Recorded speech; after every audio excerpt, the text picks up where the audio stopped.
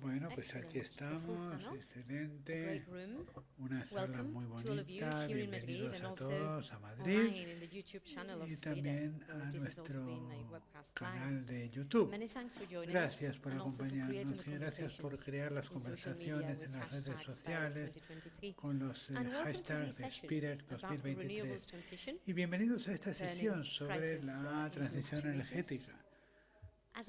Como sabemos, para abordar la crisis climática actual y la crisis energética actual, pues nuestros sistemas socioeconómicos deben ser transformados. Esta crisis se puede utilizar como un punto de inflexión hacia un futuro basado en las energías renovables. Por lo tanto, esta energía va a explorar los distintos tipos de oportunidades económicas que aportan las energías renovables desde la exportación, el desarrollo local, y veremos cómo se pueden aprovechar. Analizaremos cómo podemos utilizar el coste energético y la crisis de seguridad energética como un punto de inflexión para estimular el crecimiento económico. Yo soy Marucha Kardama, secretaria general de Slowcat. Slowcat es una alianza multinacional que impulsa la transición energética para beneficiar a todos los habitantes del planeta. Y es un honor para mí presentaros a los miembros del panel. Voy a empezar presentando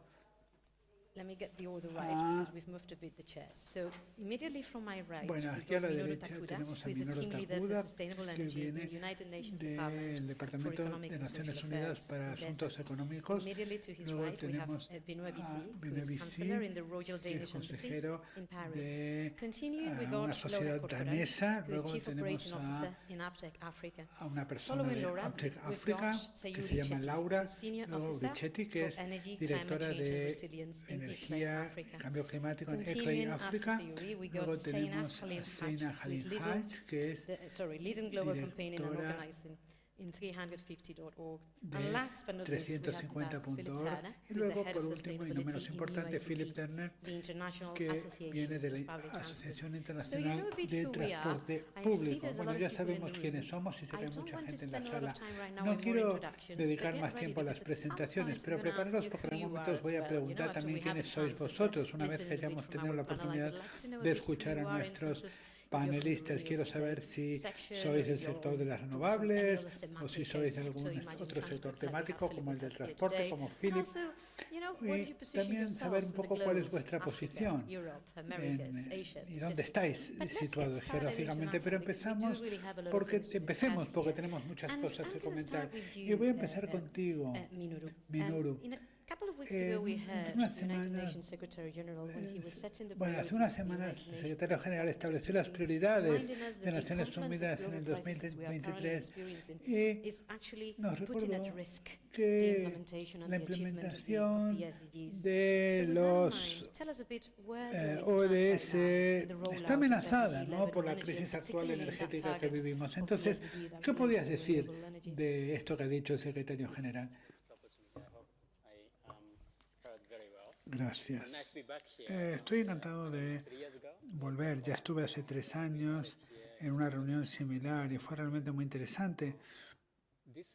Este año es un año importantísimo porque el año pasado tuvimos muchísimos retos en todo el globo. No hay que recordarlos, ¿no? La guerra en Ucrania, la crisis del coste de la vida, el precio de energía, la COVID que seguía haciendo estragos. Entonces, todos estos factores pues complicaron la consecución de los ODS.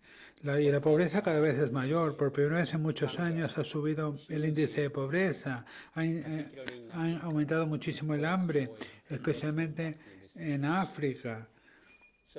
Por lo tanto, a nivel internacional, realmente no tuvimos un año muy bueno el año 2022 en cuanto al desarrollo sostenible. Por lo tanto, este año tenemos que rebotar, tenemos que cambiar las cosas. El objetivo ODS 7, pues está ahora mismo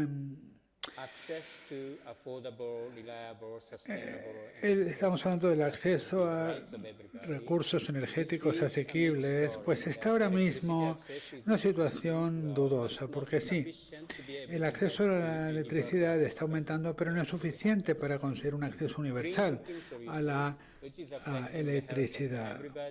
Entonces,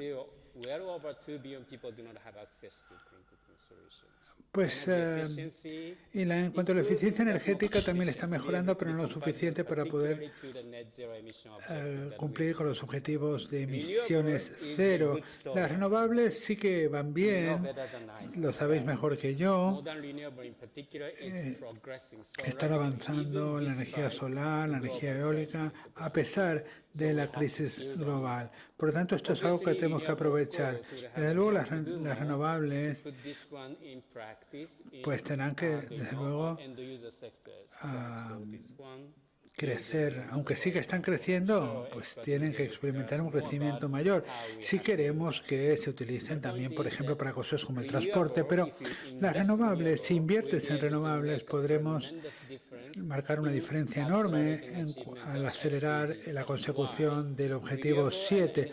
¿Por qué? Porque las renovables y la eficiencia energética van de la mano.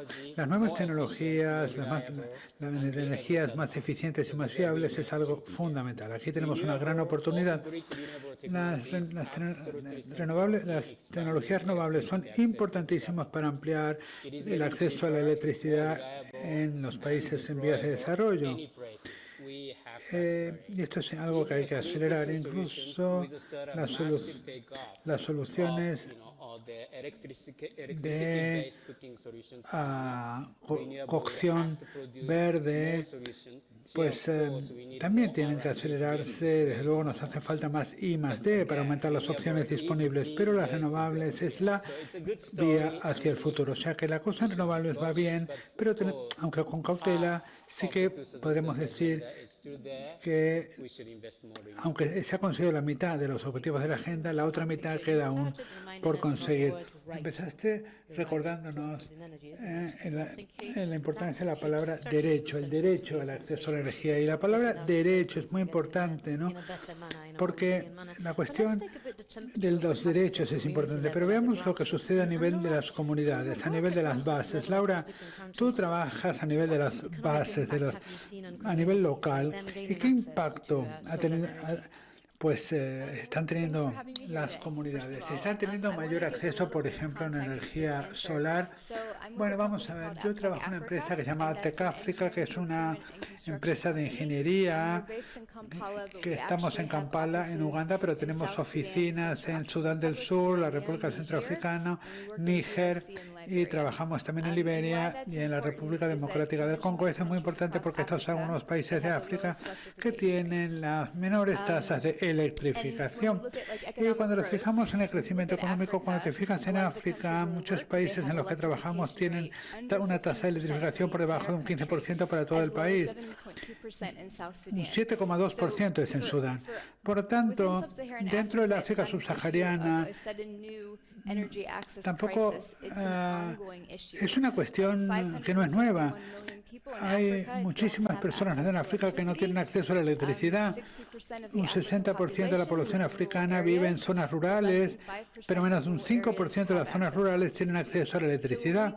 Por lo tanto, hablamos de las energías renovables y de soluciones de energías renovables, pero deben ser descentralizadas.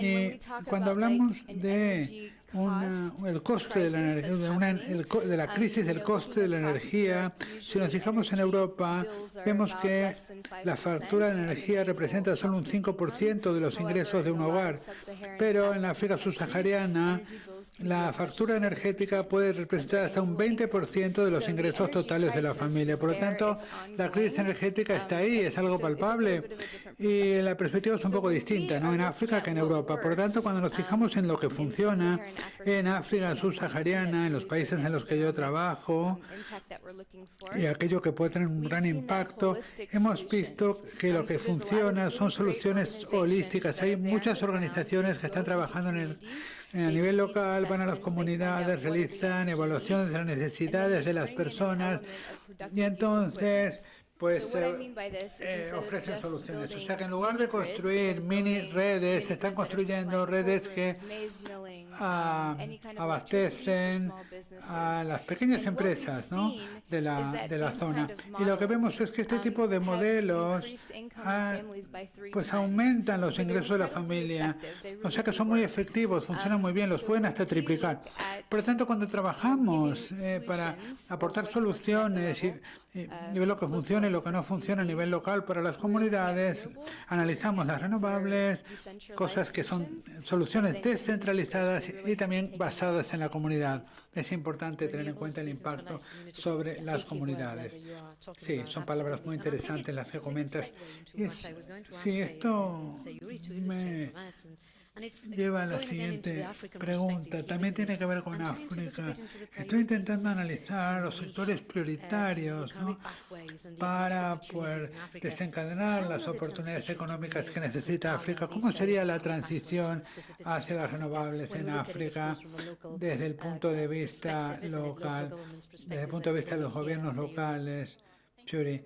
Bueno, gracias, Marushka. Estoy encantada de estar aquí en esta mesa. Laura lo ha dicho muy claramente. La perspectiva de África, pues bueno, ella realmente me ha hecho el trabajo muy fácil con lo que he dicho. Pero bueno, si hablamos de distintas oportunidades para África, creo que el hidrógeno verde se mencionó como uno de los temas más importantes y se mencionó en otras sesiones de la mañana. Y esta es una de las nuevas fronteras que tiene que superar África.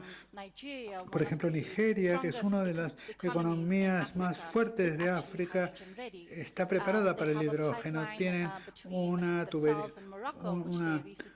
tubería hasta Marruecos que les va a permitir no solamente abastecer a 400 millones de personas y exportar incluso a la Unión Europea. Por lo tanto, este es un sector que es muy importante para África y para que África explore, especialmente puesto que África es un continente muy rico en estos minerales tan importantes. Sudáfrica, por ejemplo, tiene platino en abundancia, que es un catalizador para la producción de hidrógeno.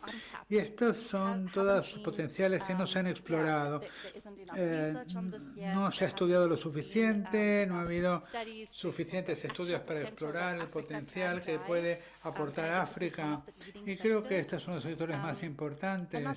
Otro sector es la fabricación de chips y de semiconductores, porque creo que al ver cómo se ha dado la geopolítica y el impacto de la crisis del COVID, hemos visto que ha habido una escasez de chips y de microcomponentes, y África tiene un papel importante que desempeñar. No hace falta que diseñen estos chips, pero lo que pueden hacer es fabricarlos y exportarlos a escala global, porque creo que hay entre 1.000 a 2.000 chips, se necesitan 1.000 a 2.000 chips para cada coche híbrido, solamente para un coche.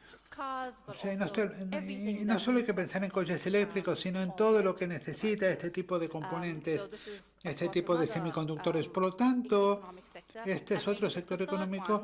Y el tercero, creo que es un sector muy importante para África, que es el de blockchain y los tokens. No sé mucho de este tema, pero creo que lo que es muy interesante es que algunas pymes, pequeñas y medianas empresas, están en toda África, están trabajando en respuesta a la crisis energética y están intentando desarrollar modelos de innovación en los que garanticen que cualquier ciudadano pueda ser parte de la economía. Por ejemplo, las empresas pueden utilizar crowdfunding o utilizar un sistema por el cual compren celdas solares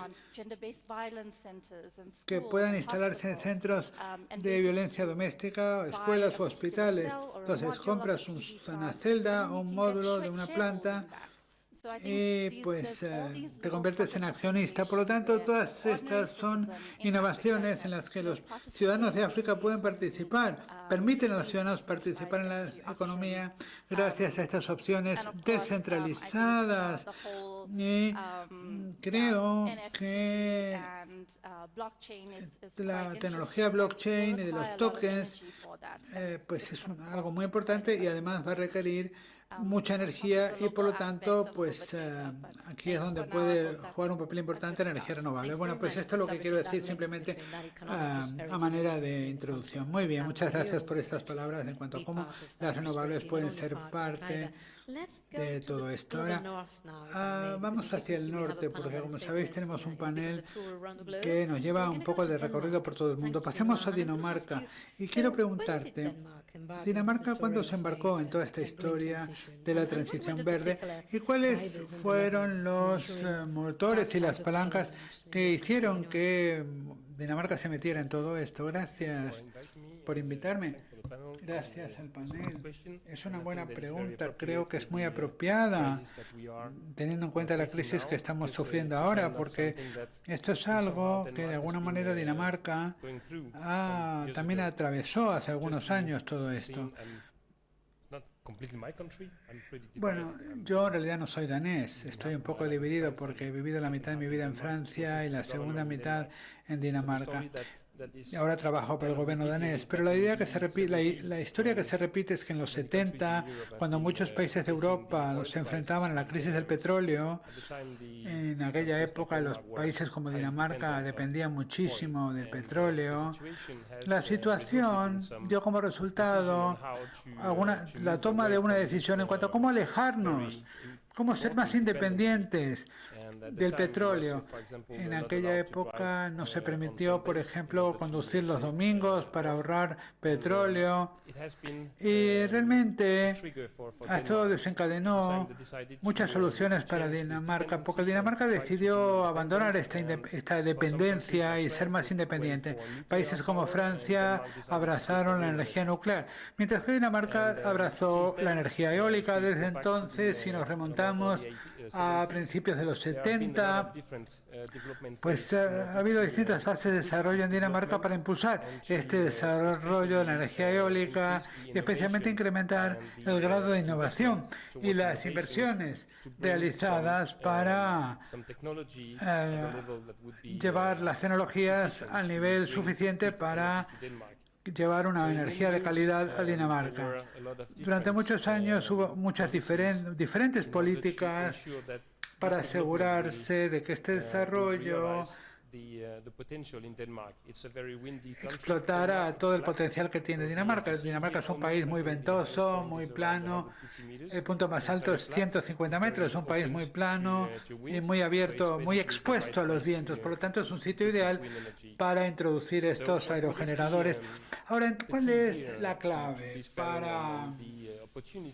en cuanto a las oportunidades? Bueno, pues durante todos estos años, si nos fijamos que ahora Dinamarca es uno de los líderes en el sector eólico, bueno, pues ha sido un camino lento pero firme que ha asegurado el desarrollo de la cadena de suministro dentro del país. Y este despliegue de la cadena de suministro ha creado muchos puestos de trabajo, muchas innovaciones y ha animado a muchas empresas a generar conocimiento en la materia. Yo creo que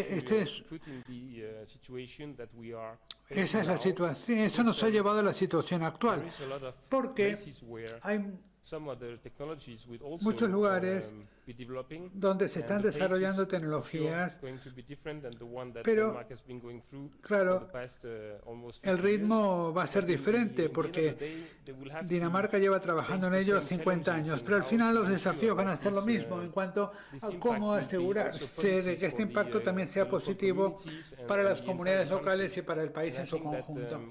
Y creo que estamos en una situación ahora en la que hay muchas necesidades de traer energía renovable y de alguna manera también debería concebirse como una oportunidad para las comunidades locales y para las regiones o los estados o las distintas unidades territoriales. Yo creo que hay mucho, se podría hablar de mucho, pero bueno, ya me reservo el resto de las cosas que podría decir para la siguiente pregunta. Claro, aquí tenemos un ejemplo de una economía próspera y una sociedad próspera que decidió desprenderse, ¿no?, de esta adicción a los combustibles fósiles en los años 70 para impulsar las cadenas de valor locales. Gracias por ilustrarlo. Y cuando hablamos de adicción a los combustibles fósiles, el sector del transporte, desgraciadamente, pues es adicto, ¿no?, a los combustibles fósiles.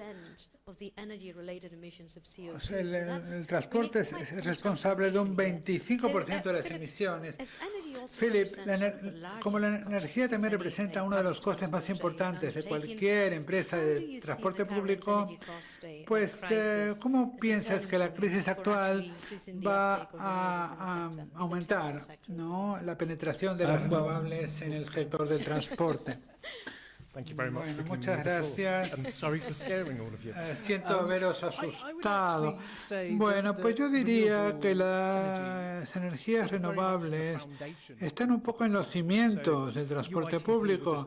La UITP se estableció en el siglo XIX y todo era basado en energías renovables. Por lo tanto, se basaba en la tracción a sangre, pero las cosas han cambiado, las tecnologías han evolucionado, ya no se usan caballos, pero sí que creo que estamos en un punto de inflexión en el sector, porque creo que la crisis energética realmente ha puesto de manifiesto la idea de que hay que garantizar la sostenibilidad financiera del sector y aumentar la adaptabilidad o resiliencia del sector. Hay numerosos ejemplos de autoridades de transporte público y operadores de transporte público que han tomado el liderazgo. El metro de Nueva Delhi, por ejemplo, se ha transformado totalmente en energía solar y ahora un 60% de energía de tracción está basada en energía solar y con esto ahorran un 10 o 15% de sus costes energéticos todos los años. Y gestionar un sistema de metro cuesta un montón de dinero. Por lo tanto, este ahorro es bastante significativo. Pero yo veo que la crisis quizás está frenando un poco este punto de inflexión, porque los costes de la energía se han disparado. En Viena, la electricidad pues está por las nubes. Y prácticamente no hay ayudas para los ciudadanos. En Grecia, las facturas de la electricidad subieron un 50%, en Lisboa las facturas subieron un 150%. Y este no es el único reto al que se enfrenta el sector. Está también el impacto de la COVID, donde vemos que los números de pasajeros pues están todavía un 80% durante la semana y esto tiene un impacto en cuanto a los ingresos por billetes. El sector también tiene poco personal en este momento y también hay una tendencia hacia un transporte gratuito o muy barato. Ahora en Madrid, por ejemplo, han reducido las tarifas un 50%, aunque es verdad que esto se ha hecho con subsidios, pero lo que hace esto es presionar al sector. Y quizás hace más difícil la descarbonización y la inversión en renovables. Ese es uno de los desafíos a los que nos enfrentamos. Hay un deseo de hacerlo, un deseo de avanzar en esa dirección, pero las presiones financieras son enormes. Pero sí que para mí estamos en un punto de inflexión, sin duda, porque veo que hay grandes oportunidades en esta tendencia hacia la electrificación, cosas como el almacenamiento de baterías y cómo se puede distribuir a lo largo de la ciudad. Por lo tanto, estas son nuevas oportunidades de negocio para el sector. y buscar formas alternativas a las cosas siempre es algo muy refrescante. Sí, si nos fijamos en las notas que nos han entregado los organizadores, también hablan de temas de financiación pública y en qué se usa también la financiación pública, ¿no? O sea que eso es algo que también está en el aire, ¿verdad? Lo hemos visto en el ejemplo de Dinamarca y también los ejemplos que tú nos has compartido. Pero está muy bien hablar de las políticas y está muy bien hablar de cifras globales, pero tomemos la temperatura de la calle y para eso le voy a dar la palabra a Zaina, porque Zaina trabaja en 350.org y seguramente a lo largo de los años todos hemos firmado peticiones impulsadas por su organización. Entonces, ¿qué nos dirías tú? ¿Qué se ha hecho hasta ahora para derribar las barreras que percibe la sociedad civil en cuanto a estas cuestiones? Muchas gracias por invitarme. Buenas tardes a todos. Es un placer para mí estar con todos vosotros. Los retos son enormes. Voy a empezar diciendo algo positivo en cuanto a cuál es el beneficio de un cambio económico dentro de las renovables, que tiene que ver con la creación de empleos, tiene que ver con la creación de nuevos mercados, tiene que ver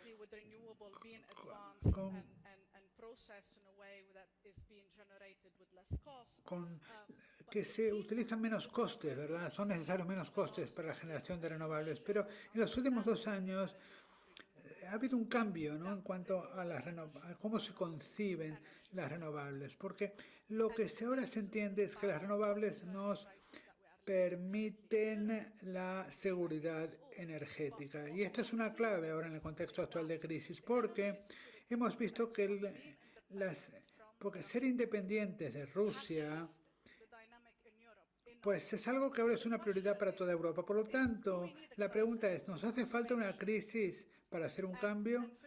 Y para mí es importante ver que esa crisis, de hecho, nos ha impulsado en Europa, pero también en todo el mundo, a darnos cuenta de que tenemos que tener seguridad energética en todo el mundo. Y por lo tanto, eso para nosotros es una oportunidad. Pero, ¿dónde vemos el mayor desafío? Pues en la inequidad y en las desigualdades en todo el mundo, y especialmente en la falta de inversiones. Si nos fijamos, por ejemplo, en África, África tiene el potencial de atraer un 40% de inversiones en energías renovables. Puede generar un 40% de las energías necesarias en todo el mundo, pero solamente se está invirtiendo un 2% en África, y ahí es donde está el problema. Cuando hablamos de las inversiones, actualmente estamos invirtiendo hasta 750.000 millones de dólares por año en energías renovables. Pero eso no es suficiente. Si queremos realmente producir un cambio, la estimación de los economistas dice que para 2030 vamos a necesitar 2.000 millones de inversiones, 2 billones de inversiones. Por lo tanto, el mayor desafío que tenemos y lo que nos gustaría es cómo llevar el dinero trasladarlo de combustibles fósiles a energías renovables, pero también con la mentalidad, y este también es un reto como ambientalistas. La batalla no es solamente reducir las emisiones, la batalla es pensar en que queremos conseguir un desarrollo sostenible y equitativo en todo el mundo. Y esa es nuestra oportunidad de beneficiarnos de la crisis actual que tenemos. Esta crisis de seguridad energética y también una crisis política global. Y si intentamos realmente hacer campaña para cambiar dónde se dirigen las inversiones, pues vamos a avanzar en la dirección correcta. Sí, esto me da la oportunidad de mencionar algunas cifras importantes. Has hablado de la creación de empleos. Sabemos que hay ya 2 millones de empleos en el sector energético renovable. Y AERINA recientemente sacó un informe diciendo que esta cifra puede llegar a 38 millones para 2030 si se hace la transición necesaria. Por lo tanto, es un potencial muy interesante. Y lo has vinculado África. Y la mayor posibilidad de crear empleo es en los países de menores recursos, donde hay muchísimo desempleo. A veces, cuando la crisis te golpea en tu propia casa, hay un momento de epifanía. Dices que Europa solamente dedica un 5% de sus ingresos a pagar la factura de energía, pero ahora parece que estamos dedicando un poco más. Pero volvamos a esta idea del norte global y el sur global, no para contraponerlos, porque todos vivimos en un mundo global, pero la situación es muy distinta, porque ¿hasta qué punto hay una diferencia en la sociedad civil en cuanto a la penetración de renovables, en cuanto a la percepción, ¿verdad?, de la ciudadanía? ¿Y cómo podemos aprovechar estas diferencias, si existen, no para confrontar, sino para conseguir algo positivo? Hay una diferencia enorme. Ya les he dado un ejemplo de los cambios que ha habido en Europa cuando hablamos de la seguridad energética y la independencia y el intento de Europa de ser independiente del petróleo de Rusia. Y esto hizo que Europa invirtiera un montón de dinero en energías renovables, pero también buscar oportunidades y a buscar energía en otras partes del mundo. Y lo que estamos ahora, a lo que estamos asistiendo ahora, incluso en el caso de África, es un intento de buscar en cualquier resquicio energía para Europa. Ahora, 600 millones de personas en África todavía no tienen acceso a la energía. Por tanto, cuando trabajas con estas personas y cuando hables con ellos en cuanto al acceso a la energía, lo que les interesa es la energía, no les importa de dónde viene. Y esa es una diferencia enorme entre el norte y el sur. Cuando hablamos del cambio climático, hay mucha más conciencia, sí, tenemos que invertir. Pero si hablas con una sociedad y una comunidad que tiene cero acceso a energía, a ellos no les importa de dónde viene la energía. Por lo tanto, tenemos una brecha enorme entre el norte y el sur en ese sentido. Tenemos una brecha enorme en cuanto a las inversiones realizadas y tenemos una brecha enorme en cuanto al apoyo que se suministra. Entonces, lo que hace falta es rellenar estas lagunas de desigualdad. Por lo tanto, lo que yo quiero transmitir es que tenemos que cambiar y dirigir las inversiones hacia la energía renovable, aunque esto requiera cambiar el modelo económico actual con el que vivimos. Ahora mismo hay una conversación que se está produciendo en este sentido, una conversación sobre el modelo económico. En la última reunión de energía, la última COP,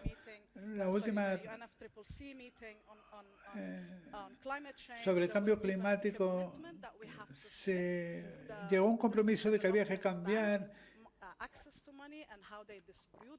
la distribución de dinero por parte del Banco de Desarrollo.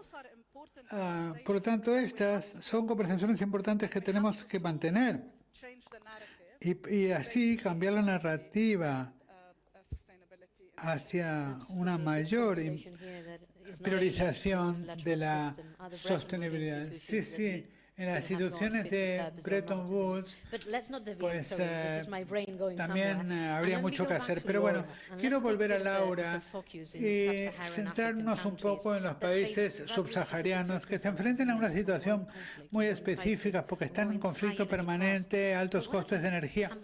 Entonces, ¿cuáles son algunos desafíos concretos que veis en esa región? Bueno, pues la semana pasada estuve en Burundi, en la capital de Burundi, y en las gasolineras hay una cola de coches larguísima, y esto es porque están incrementándose los precios y también hay problemas de suministro. En Uganda los precios del combustible se duplicaron de la noche a la mañana. Cuando suceden estas cosas, los precios de los bienes básicos también suben, y hay que tener en cuenta que en algunos países subsaharianos los hogares gastan un 40% de sus ingresos solamente en alimentación. Por tanto, cuando suben los precios de esa forma, pues la gente tiene que elegir entre comer una o dos veces al día. Por lo tanto, es algo bastante tremendo. Y luego también, según Europa está haciendo un cambio hacia las renovables, esto también tiene consecuencias para África, porque ahora en África estamos compitiendo con empresas europeas para conseguir los suministros de energía solar. Y esto retrasa, ¿no?, las entregas de equipos a África. Y luego también China también está luchando para cumplir con sus propios objetivos en cuanto a emisión de carbono. Por lo tanto, están limitando el tiempo en el que trabajan los trabajadores en las fábricas. El tiempo Entonces, eso quiere decir que en África tenemos que esperar mucho más tiempo para recibir los equipos que necesitamos para realizar proyectos solares. Cuando la crisis energética pues afecta a Europa, África lo siente por partida doble. Por lo tanto, esa es un poco la perspectiva que yo quería dar. Gracias por recordarnos esto, porque a veces no somos demasiado eurocéntricos cuando hacen falta transformaciones, pero creo que en el norte y el sur pues hay cosas importantes. Y luego hablabas tú de la sociedad danesa que se dio cuenta de que había que cambiar las cosas, pero ¿cuáles han sido los incentivos para asegurar el desarrollo continuado de cara al futuro? Porque esto que tú comentas sucedió hace décadas, pero de pronto las cosas cambian. Entonces, ¿cómo hace? ¿Qué incentivos tiene Dinamarca para seguir impulsando el desarrollo de energías renovables? Bueno, pues creo que el primer incentivo sería el de la voluntad política, la necesidad, los compromisos políticos para garantizar un marco jurídico que permita estos desarrollos y llegar a acuerdos entre los distintos partidos políticos para que haya estabilidad en este sentido. Esta es la clave para atraer inversiones, porque si no hay una inversión a largo plazo, pues no puede haber un interés genuino en desarrollar ninguna industria porque no habrá dinero para hacerlo. Por lo tanto, una de las claves en Dinamarca ha sido el acuerdo global al que llegaron todos los partidos del arco parlamentario. Eso es algo que se consiguió hace años, porque todos los partidos están de acuerdo, independientemente del color político del gobierno de cada momento, pues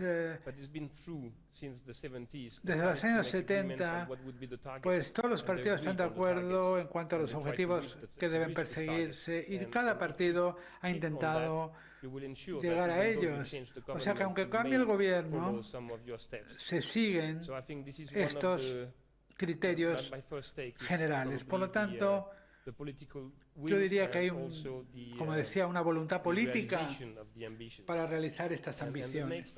El siguiente tema es la colaboración con tus vecinos.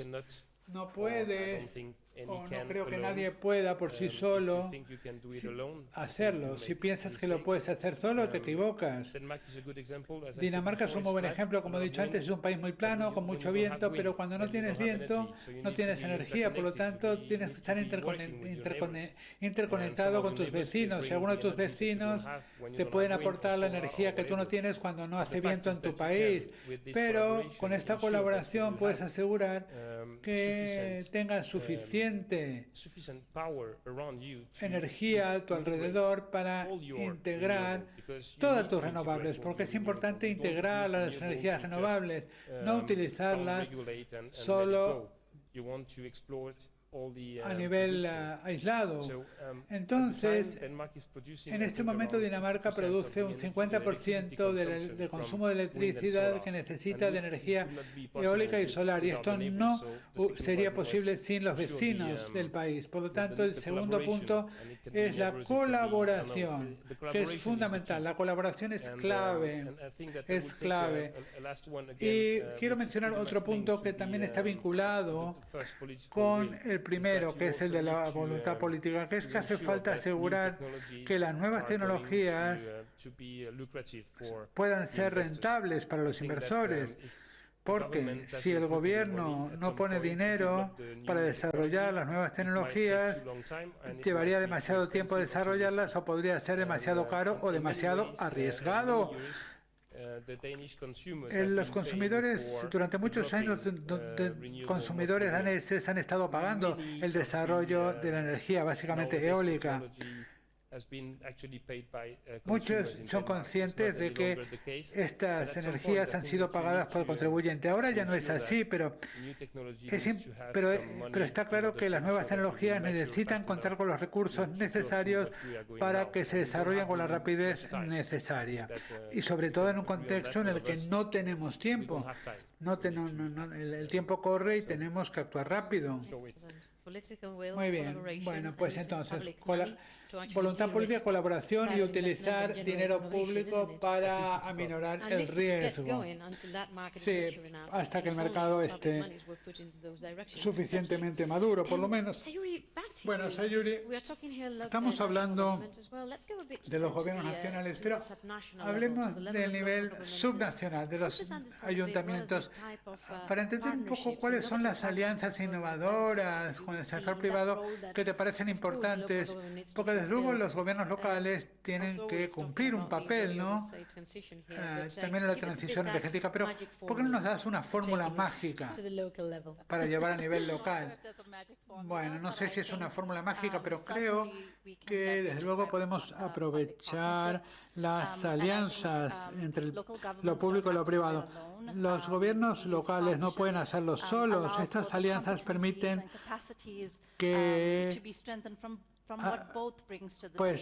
permiten fortalecer capacidades, tanto del sector público como del sector privado. A veces al sector público le faltan recursos y entonces el sector privado puede colaborar y viceversa. La industria es la que tiene casi siempre las mayores innovaciones, la I+D necesaria para todo esto y desde luego las inversiones necesarias para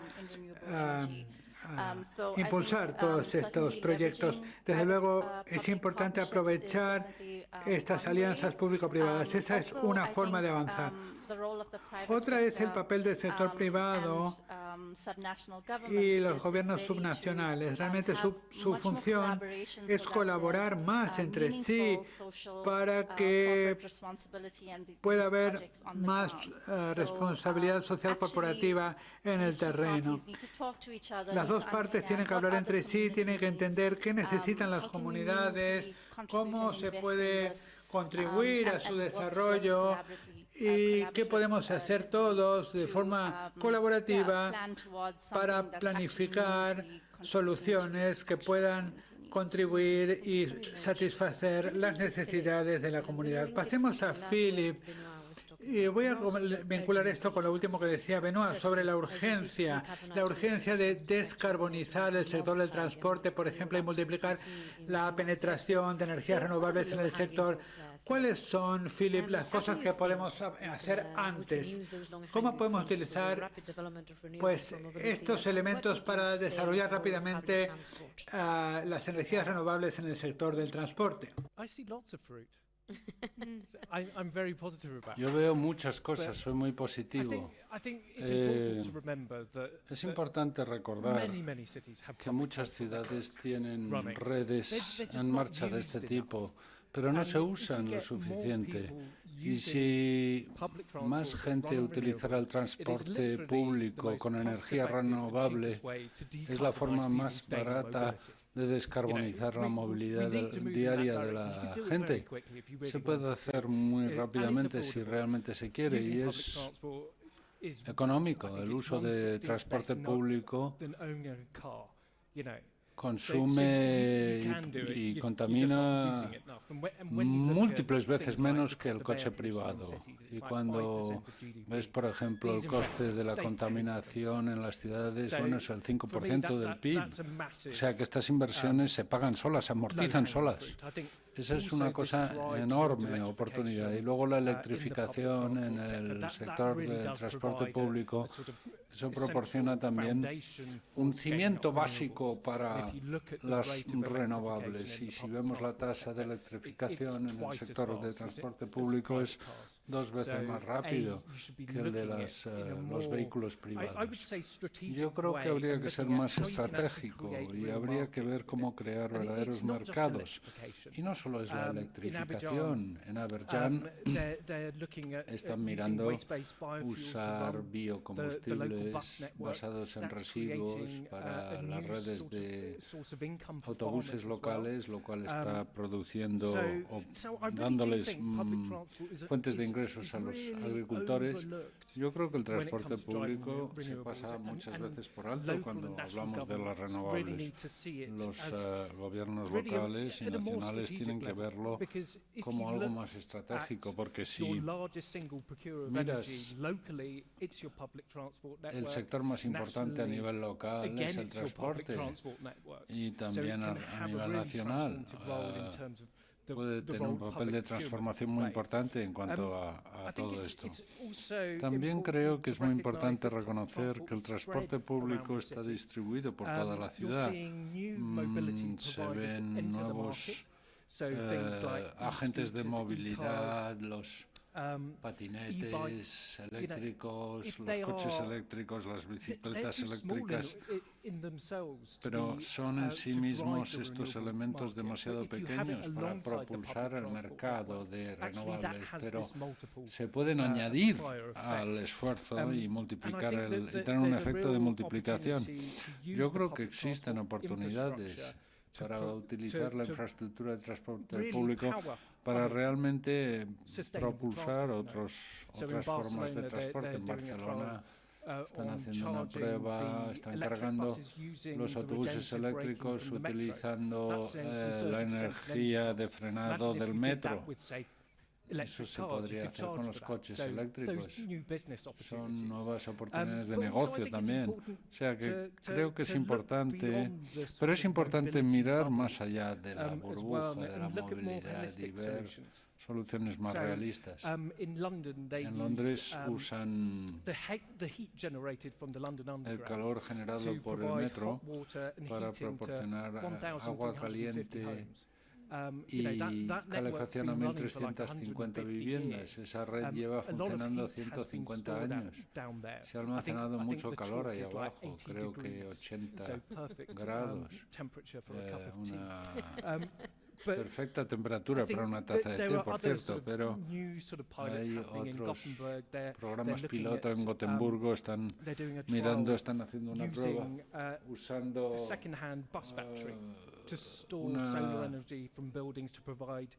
están buscando almacenar la energía solar o la energía producida por los autobuses para calentar las viviendas. En Nueva York van a cubrir todas las estaciones con energía solar, que es suficiente para dar energía a 18.000 viviendas. Es una oportunidad muy significativa y yo creo que puede cambiar las cosas, porque el transporte público está en toda la ciudad y en el centro de la ciudad, y a menudo son zonas de difícil acceso. O sea que puede tener un efecto pequeño pero significativo, no solo en el sector de movilidad, sino también en otros sectores. Y a mí me gustaría que más gente aprovechara eso. Excelente, sí, esto es muy interesante, la integración de todas estas cosas. Y cómo todas estas políticas se pueden integrar y encajar unas con otras. Pero voy a volver a Vino, que no ha hablado últimamente. Los demás invitados han hablado desde diferentes perspectivas geográficas, sectoriales, pero globalmente que quiero provocarte con la noción, la idea esta de receta mágica. Sé que nunca hay una receta mágica, pero si la tuviéramos, ¿qué es lo que tenemos que hacer globalmente para convertir esta crisis en esa oportunidad para aprovechar más las renovables, pero construir sociedades más resistentes? Porque eso tendría que ser el resultado de esta crisis. ¿Cómo lo hacemos? Dinos. Bueno, no sé si tengo la respuesta. Está claro que hemos acelerado la transición. Creo que esto está claro. Creo que no hay vuelta atrás. Para mí, si hay una cosa que ha ocurrido, posiblemente gracias a la crisis, es que hemos podido utilizar esta oportunidad para acelerar el proceso. Y esto está en la mente de todos a nivel de políticas globales. Yo diría tres cosas. Necesitamos una inversión global mínima que nos permita llegar a donde queremos. Eso será compatible también con los objetivos del milenio y los objetivos de emisiones cero. Son muchos trillones. ¿De dónde los sacamos? Muchas veces el dinero cuesta mucho sacarlo, encontrarlo, especialmente en países emergentes. Una de las áreas importantes es la acción climática, que puede potencialmente producir un influjo significativo de finanzas e inversión.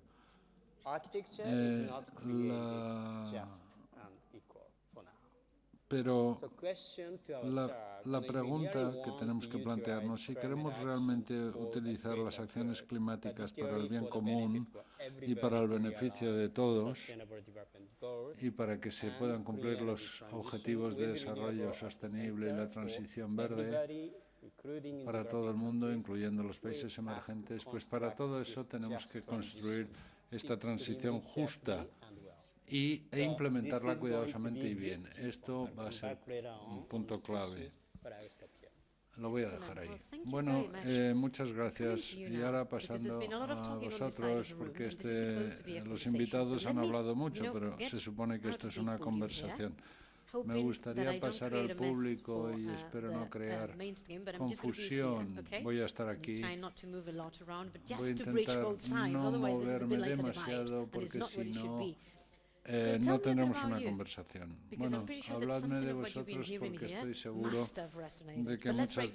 de que muchas de las cosas que habéis oído os suenan. ¿Quién está en renovables hoy? En el sector de los renovables. Levantad la mano. Todo el mundo renovables. Todo el mundo. Bueno, ¿quién está en los renovables? Transporte. ¿Algún otro sector? ¿Algún otro sector? ¿Dónde trabajáis a diario? Gobierno local, renovables.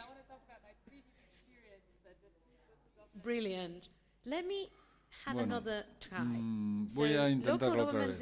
Gobierno local. ¿Y quién trabaja con ONGs? Algunas manos. El mundo académico.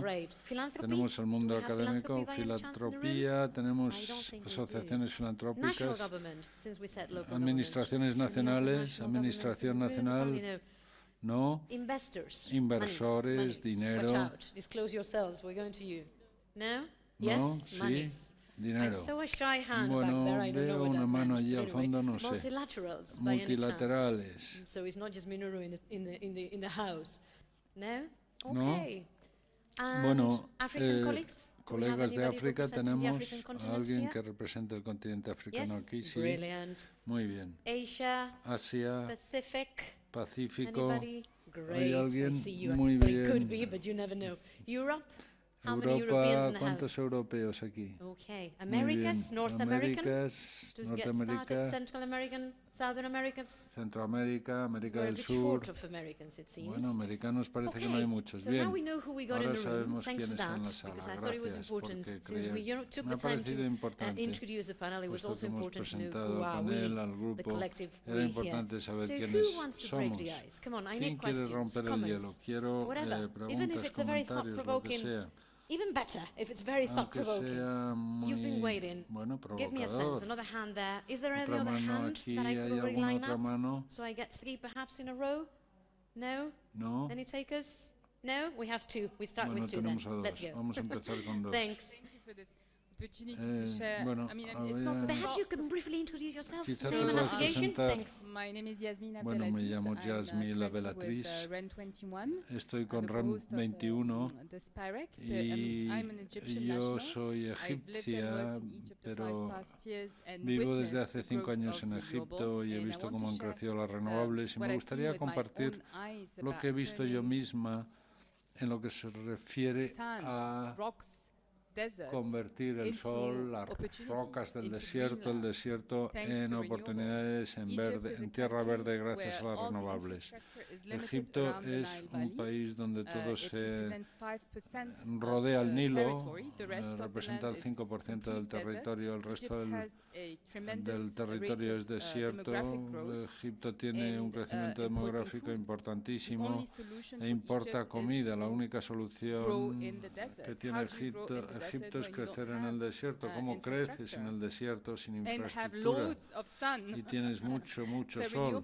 Bueno, las renovables son la solución, especialmente en momentos en los cuales el agua es un bien escaso, que está sometido a presiones políticas y mucha agua subterránea. Yo misma he visto en 10 años cómo el desierto se volvía verde y cómo han empezado a desarrollarse la agricultura y proporcionar empleos a familias, a mujeres, nuevas ciudades en el desierto donde nadie pensaba que podía ocurrir, nuevas cosechas que se desarrollan porque el agua es un bien escaso, pero esto es una oportunidad de investigar y desarrollar más eficazmente o cosechas más eficaces, mejores sistemas de irrigación, de riego. Está claro que para países como Egipto, la crisis natural, sin tener en cuenta la energética, se puede abordar con las renovables. Bien, es una cuestión de adaptación, sí. Otra mano, no veo bien, a ver, sí. Gracias, muchas gracias. Dean Cooper, estoy en energía global en el fondo en the World Wildlife Fund. Se ha hablado de la transición natural de las renovables.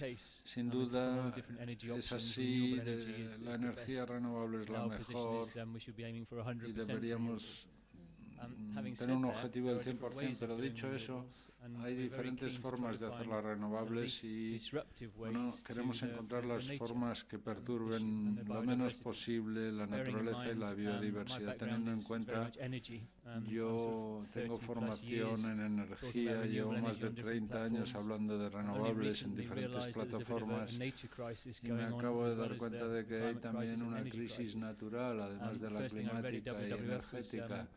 En el fondo, en el WWF, en el Fondo Internacional World Wildlife Fund, hemos registrado una pérdida enorme. Hemos podido comprobar que se ha perdido la biodiversidad, una alta tasa de biodiversidad en los últimos años.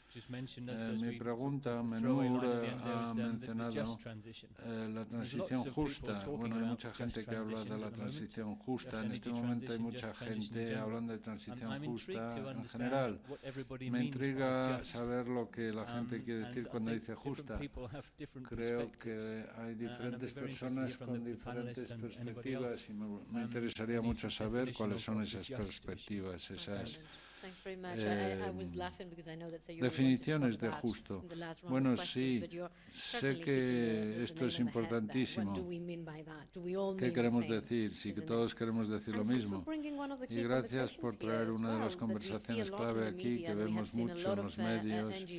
Hemos visto muchas ONGs, incluyendo la World Wildlife Fund, que a veces se han bajado los niveles de impacto medioambiental en los análisis de impacto ambiental simplemente para sacar adelante muchas inversiones de nueva energía. Pero bueno, ¿hay algún comentario más? ¿Hay alguien más? Antes de pasar a los invitados otra vez, ¿no? Voy a mirar, no. Bueno, vamos. Bueno, me llamo Marilyn Smith, tengo un proyecto multimedia que se llama el Proyecto de Acción Medioambiental y estamos identificando qué se está haciendo para identificar la pobreza energética. Tengo una pregunta para Philip. No sé si tú, como asociación, representante de la Asociación de Transporte Público, estáis mirando la pobreza energética en el sector de los transportes, porque se está hablando cada vez más de esto. A medida que el transporte se encarece, la gente tiene que irse de las ciudades, está empezando a tener problemas de acceso al transporte. Y no sé si estáis trabajando en eso, pobreza energética y transporte. Muy bien, última oportunidad, ¿no? Bueno, nadie más. Bien, vamos a los invitados. Bueno, comentarios sobre la adaptación, cómo los países se adaptan y cómo se mantienen al día en relación con las realidades de su país. En Egipto, cómo las renovables están ayudando al país.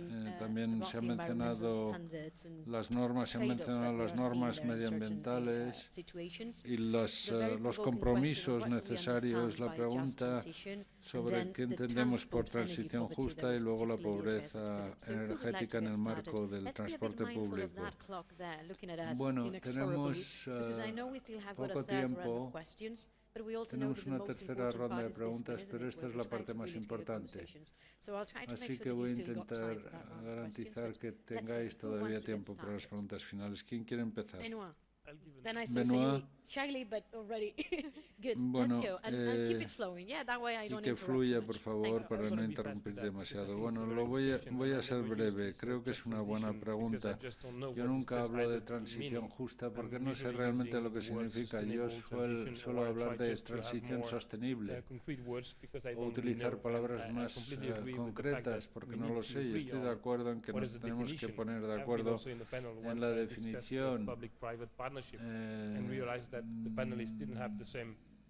Porque muchas veces hablamos de cosas y no tenemos la misma idea o tenemos ideas diferentes.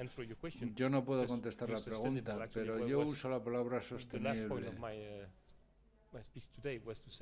Al final, cuando he hablado hoy, he hablado precisamente del desarrollo sostenible de las renovables.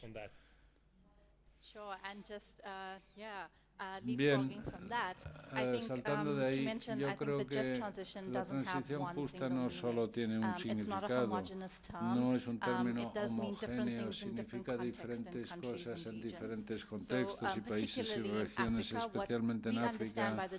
Lo que nosotros entendemos por transición justa es que va más allá y de todo y no deja a nadie atrás y no repite los mismos errores que nuestra economía actual extractiva. Es cuidarse de las personas, ser compasivo con las vidas y los ingresos que se están perdiendo.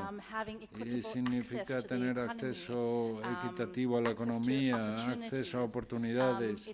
Significa ser parte del diálogo y del proceso de planificación y toma de decisiones. Significa no pensar que las comunidades o sea, que tiene que haber una participación de las comunidades. saber lo que está pasando en las comunidades, sabiendo cuáles son los problemas del carbón, por ejemplo, que está afectando la salud de la gente, de los niños, y hay que tener eso en cuenta. Y no es cuestión de decirles, bueno, nosotros sabemos lo que hay que hacer. No, es implicar a la gente, a las comunidades locales en el proceso y asegurarse de que estén equipados para participar en este tipo de diálogo y tener en cuenta y escuchar y respetar lo que dice la gente, las comunidades locales. Yo creo, sobre todo en África, es eso lo que puedo decir. Por supuesto, esto es aplicable a todas las regiones porque la justicia es un elemento importante. Puede que signifique cosas diferentes, pero es muy importante. Para mí, nunca debe ser transición de renovables, sino de energía justa.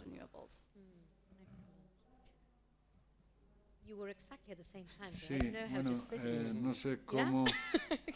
Sí.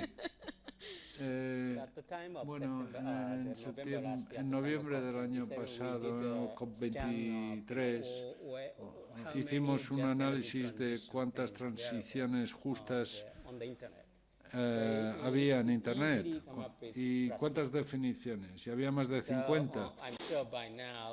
Ahora estoy seguro que habrá 100 o más. Yo creo que esto es un punto muy importante.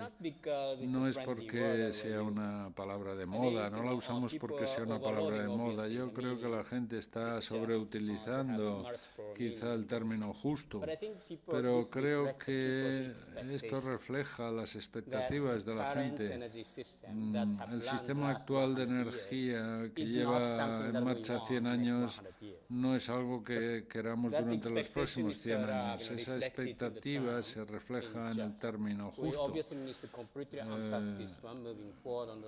Y habrá muchas otras cuestiones, pero lo que está claro es que la gente quiere algo diferente en el futuro, que sea mucho más equitativo y que dé más oportunidades a todo el mundo. Y esto no es algo que esté garantizado. Bueno, no todo el mundo va. Y que va a haber también, es importante saberlo, muchos desafíos por el camino. Saina, bueno, yo quiero decir que quiero volver a lo que se ha dicho en cuanto a la transición justa.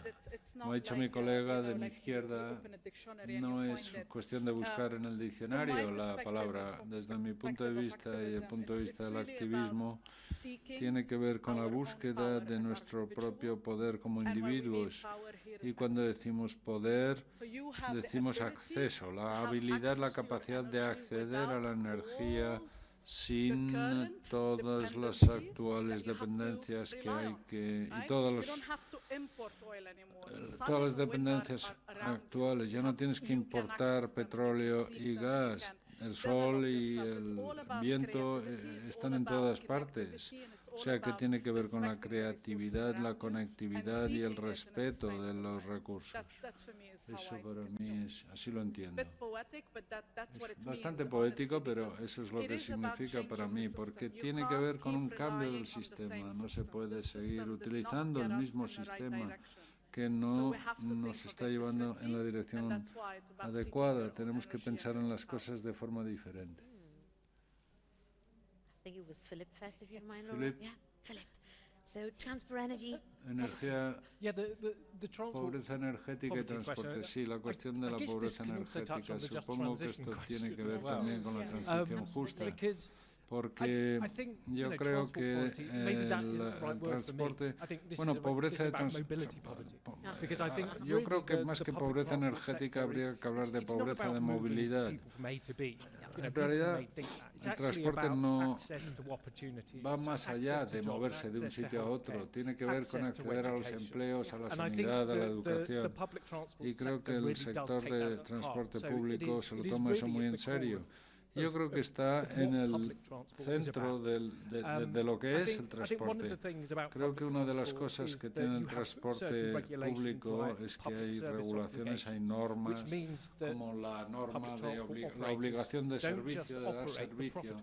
Es decir, que el transporte público no actúa solo con afán de lucro, sino que también hay que cubrir las rutas que pierden dinero porque hay que garantizar la movilidad y la pobreza en términos de movilidad. Eso tiene mucho que ver con el transporte. Y otra cosa es, bueno, lo de las tarifas, los precios bajos. La gente tiene que centrarse en algo que sea económico, pero ese no es el motivo por el cual la gente utiliza el transporte público. La investigación no nos dice que sea así. Por ejemplo, en Alemania, con el billete de 9 euros, hubo muy poca gente que se pasó del coche al transporte público por el precio.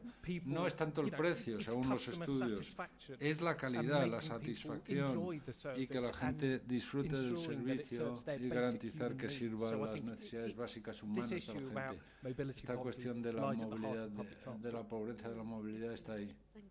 Gracias, Nora. Bueno, I'm going to piggyback. I loved your answer on just transition. To me, there's the issue of equal energy access, but there's also an issue of equal opportunity. So Zaina, you had brought up that 2% of funding is going to Africa. Well, out of that, less than 3% of financing is available for countries that currently have ongoing conflict. So the financing has to be there. La financiación tiene que estar disponible y estos países they need to have electrification too, and there needs to be financiers out there that are willing to invest, because we try to get financing all the time and we're always told it's too high risk, it's too high risk. The financing still needs to come there, so there has to be that element of equal opportunity. Tiene que haber, por lo tanto, igualdad de oportunidades a la hora de financiar. El reloj marcha a muy rápida velocidad. Si no hay ningún comentario, estoy sacrificando algo de vuestro tiempo, pero voy a permitir un comentario más. Aquí, sí. Gracias, muchas gracias a todos. Estoy mirando las oportunidades que existen en términos de, cuando miras desde el punto de vista de la planificación, a medida que nos vamos acercando a 2050, la mayor parte de las ciudades o de los centros pequeños se van a urbanizar y las poblaciones urbanas van a subir. En África lo vemos, tenemos áreas donde hay la gente es pobre y algunas pequeñas ciudades son pobres, pero hay una generación de residuos, son muchos residuos, y con el crecimiento de las poblaciones va a haber cada vez más residuos. ¿Podría esa ser una oportunidad? Necesitamos verlo desde ese punto de vista.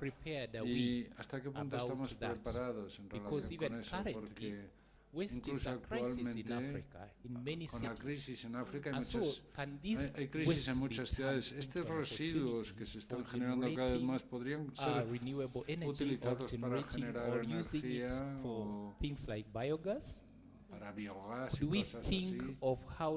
Podemos pensar en cómo ayudar a estas pequeñas ciudades con recursos para que puedan convertir esa crisis en una oportunidad. And that can be helpful because of the time because of the way we are looking at it, from the way we are transitioning into 2050, transición hacia 2050, cuando esperamos que la mayor parte de estas ciudades, muchos centros pequeños se van a urbanizar. En el lugar de donde vengo yo, la crisis es esa, porque queremos que las ciudades sean limpias y ordenadas como las de los países desarrollados, pero ¿cómo pasamos a ese? ¿Cómo transicionamos a eso? So it's something that we need to think about, and especially those who are investors, los que son they need to inversores think of tienen que where to pensar invest. en dónde invertir Thanks en for your términos de question. eso. You didn't tell us who you are. No nos has dicho Just briefly, name and affiliation, please, so that way we know you're a bit better. Thank you. My name is Evans Gichana.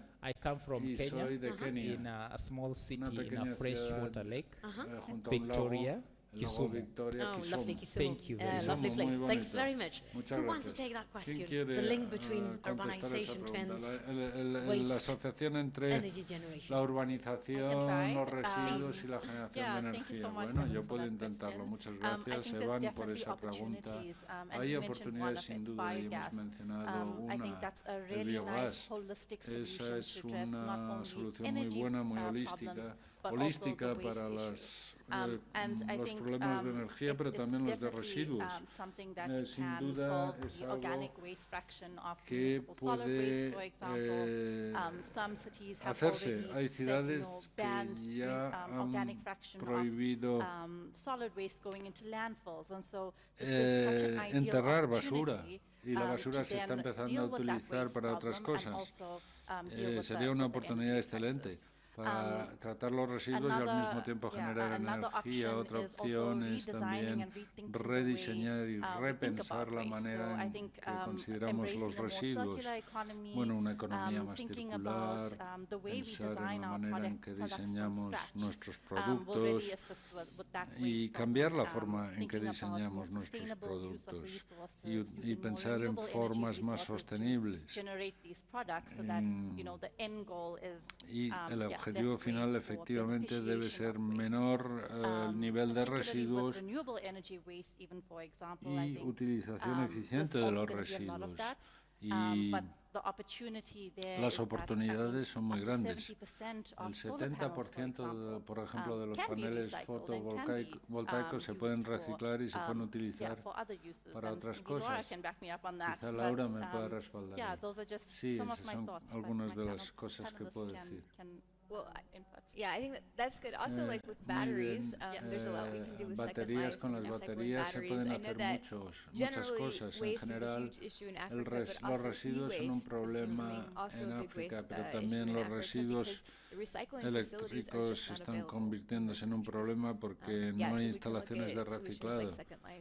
Así que se pueden sí utilizar las cosas.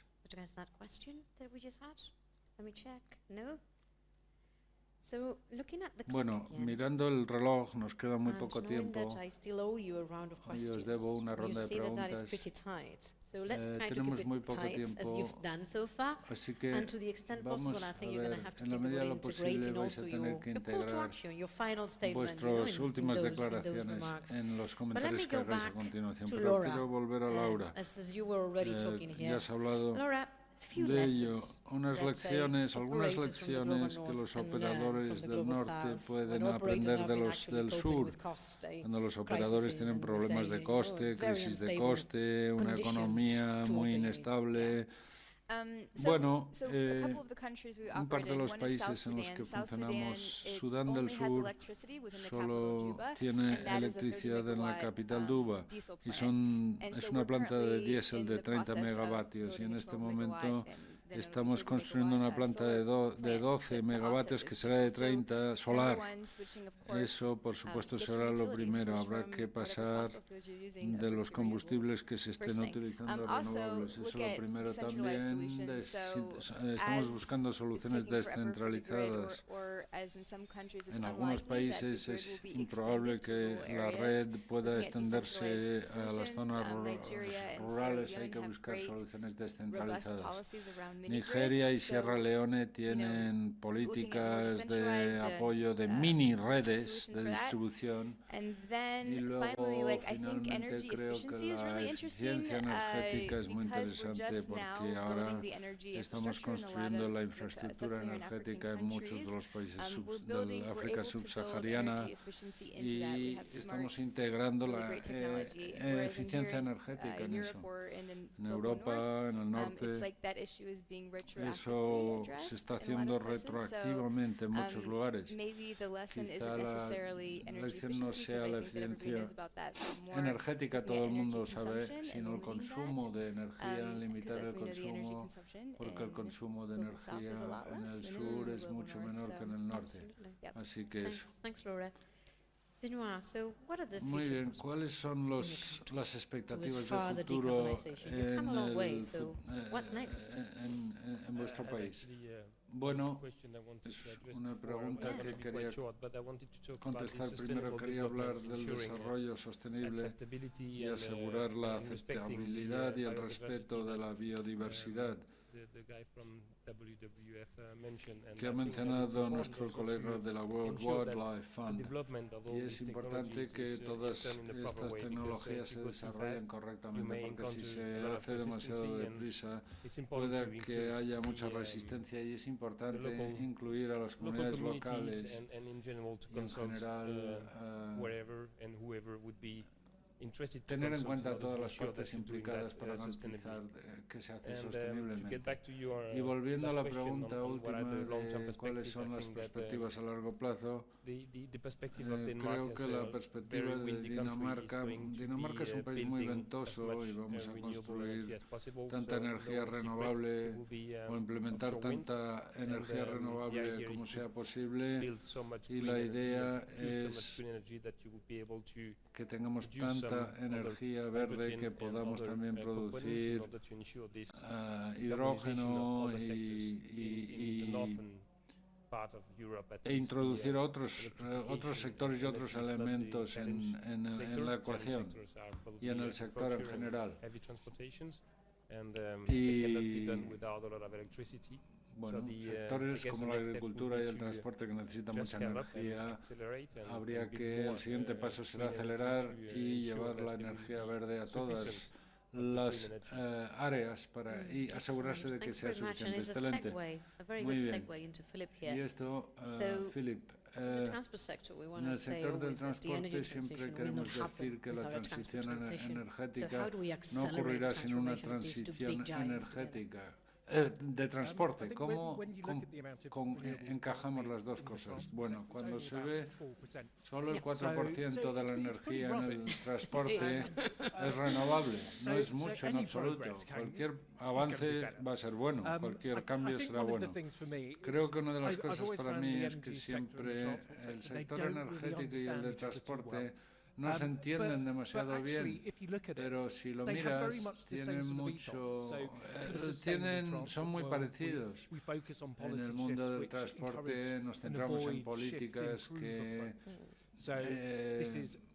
pretenden evitar, por ejemplo, la contaminación innecesaria, evitar la congestión, también el cambio a formas sostenibles de transporte, fundamentalmente la eficiencia energética al principio y luego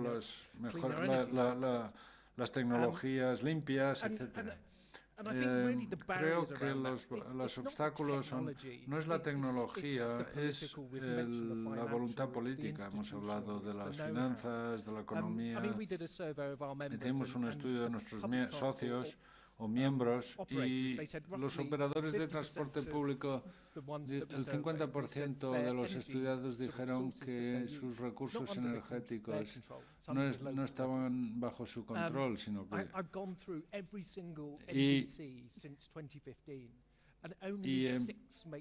Solo 6 directivas desde el 2015 he podido ver que realmente consiguen llevar al marco del transporte público las nuevas medidas de eficiencia energética. Pero se pueden introducir políticas fiscales y de incentivos. Creo que una de las cosas interesantes para mí es que la movilidad es un problema local. La energía es más un problema nacional. Creo que una de las cosas importantes de las que hablamos en la transición, la COP20 va a ser muy interesante. Que los ministros de energía y de transporte se reúnan, deben hablar, y necesitamos mejorar ese diálogo. Y también yo diría que este congreso sería un lugar ideal para que los actores de transporte de energía y los actores locales pusieran en marcha ese diálogo.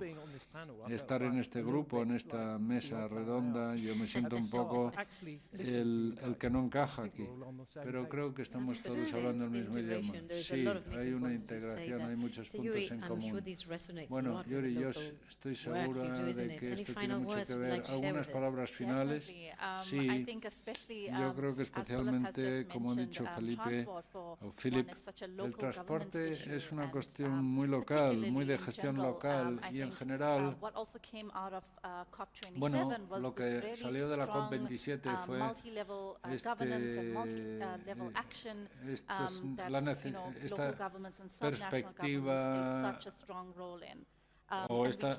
se resaltó la importancia de los gobiernos locales. No podemos hablar de una transición justa sin implicar a las comunidades locales y a los gobiernos y las administraciones locales, que tienen que desempeñar un papel crucial a la hora de diseñar políticas, animar el debate social y realmente escuchar a la gente.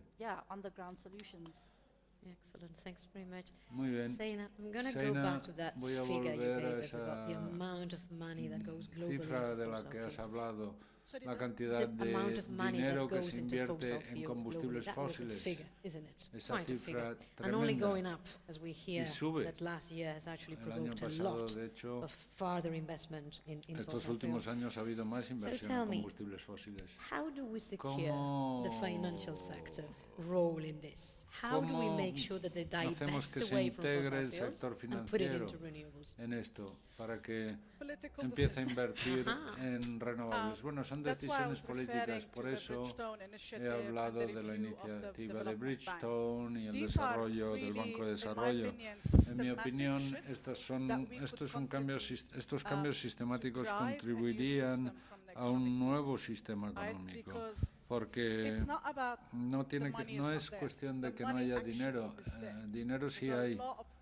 Hay mucha inversión actual, subvenciones, apoyo en la industria.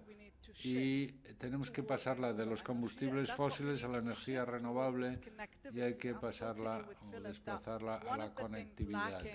Como ha dicho Philip, una de las cosas que falta en nuestros sectores es que todos trabajamos en aislamiento. Todos volvemos a las mismas instituciones financieras para pedir dinero, mientras que las instituciones financieras tienen acceso a todos y a todo. Nosotros lo que tenemos es que coordinarnos mejor y tener, que la administración local, que la comunidad local se implique realmente de una forma sostenible y tenga acceso a esa financiación. Y nuestro acceso a la financiación para abordar la crisis climática. Sí, ese es nuestro objetivo, porque estamos viviendo en una crisis que puede afectar a todos nosotros en nuestras vidas diarias y tenemos básicamente que considerar que invertir en la resolución de la crisis es la forma de afrontar nuestro acceso a la energía y, por lo tanto, recanalizar las cosas. Y cuando hacemos hincapié en las inversiones, en las finanzas, y cuando exijamos eso, la inversión podrá ocurrir. Pero eso solo podrá ocurrir con decisiones políticas, y las decisiones políticas solo pueden ocurrir si hay presión del público. Todo está conectado y nosotros somos el público. Pues sí, muy bien, todos nosotros somos el público. Muchas gracias por recordarnos una vez más de la agenda de Bridgetown. Estamos todos esperando a ver qué sale de ahí. Es inspirador ver a Barbados y al primer ministro defendiendo esa causa y esa llamada, y como lo hizo en la COP27. Así que bueno, solo tenemos que esperar un poco más para ver lo que sale de ahí. that we were meeting up, that the conference had coincided by magic of calendars, after the launch of that initiative, because probably there's going to be a lot of substance there for all of us to keep on working on. And that brings me back to Oriental multilateralism, because with all this that is being said, so what can a multilateral system like the United Nations, the multilateral system, do ¿Qué puede hacer el sistema multilateral de las Naciones Unidas para asegurarse de que todo esto se encamine por el camino adecuado en este tenso momento geopolítico? Bueno, estoy de acuerdo. Realmente creo que se necesita un sistema que sea de acción multilateral. Tenemos muchas oportunidades. Una, tenemos que cumplir lo que dijimos que íbamos a hacer para el 2030, los objetivos de desarrollo sostenible. En el encuentro de jefes de Estado en Nueva York de este año, se deberá aprovechar la oportunidad para reforzar la determinación y el compromiso político con los objetivos de desarrollo sostenible y también tomar las decisiones necesarias para que haya cambios y para que se produzcan los cambios que tenemos comprometidos. Y hay que calcular, vincular los objetivos de desarrollo con el clima. Y sin acceso universal a la energía, sin embargo, no va a haber transición energética. La gente, bueno, piensa que se olvida muchas veces de que tenemos que tener acceso a la energía antes de que tengamos un nivel cero de emisiones. Por lo tanto, hay que implicar a los ciudadanos y los políticos no deben olvidar esto. Hay que recordárselo una y otra vez. En segundo lugar, la transición en general, bueno, la transición hablamos mucho de ella y a veces no la entendemos bien. Vamos a empezar a negociar sobre los contenidos de la transición justa a partir de ahora mismo. Y sugiero que todo el mundo se implique en esta discusión porque existe la posibilidad de que la discusión pueda... bueno, sin duda la discusión necesita avanzar para que avancen las políticas. Y esto es algo muy importante, es un asunto muy importante y creo que todos deberíamos tenerlo en cuenta. Y a muy corto plazo me gustaría informar desde el punto de vista de las Naciones Unidas en relación con la energía. Va a haber una revisión de los objetivos de desarrollo en julio y en Naciones Unidas estamos preparando procesos. Hay 3 áreas: la transición energética, en segundo lugar, emisiones, nivel cero de emisiones y en tercer lugar, acceso universal a la energía. Y eso es para dar, bueno, algunas pinceladas sobre el contexto que va a tener esta revisión de los objetivos de desarrollo sostenible. Va a ser una cumbre en la cual habrá oportunidad de anunciar mayores compromisos. Esa cumbre va a ser en septiembre también y luego el COP28, cuando los negociadores también vuelvan a reexaminar la energía y los problemas de la energía y habrá debates informados y no aleatorios. Esto es una área muy importante para todo el mundo y finalmente la Asamblea Nacional de las Naciones Unidas va a hacer también otro análisis en el 24, así que bueno, vamos a intentar ver todos los avances que se han hecho e informar de la situación el año que viene. Gracias. Bueno, pues muchas gracias. Y tengo 12 segundos. Nos hemos quedado sin tiempo. Hemos visto que estas conversaciones son muy importantes sobre toda esta transformación profunda que los sistemas exigen. desde los indicadores de progreso y avance al compromiso de los socios de interés, la formación, las políticas integradas y las reformas fiscales o los programas para la inversión en nuevas energías. Estas son las conversaciones que tenemos que tener y las transformaciones que necesitamos para realmente sacar adelante las renovables de una forma próspera, limpia y resistente para todos. Muchas gracias por venir y quiero dar las gracias a los panelistas por la discusión y toda esta variedad de perspectivas. Y me ha encantado y también me gustaría daros las gracias a los que están en la sala, pero también a los que están en línea, a los intérpretes y a todo el mundo que ha hecho posible que podamos estar aquí. Y yo también quiero dar las gracias a los organizadores por darnos la oportunidad de estar aquí. Spirek continúa, la clave aquí es que la conversación siga, porque esa conversación inspira la acción. Seguid disfrutando, seguid comprometidos, hay muchas más sesiones y os veré. Hasta luego.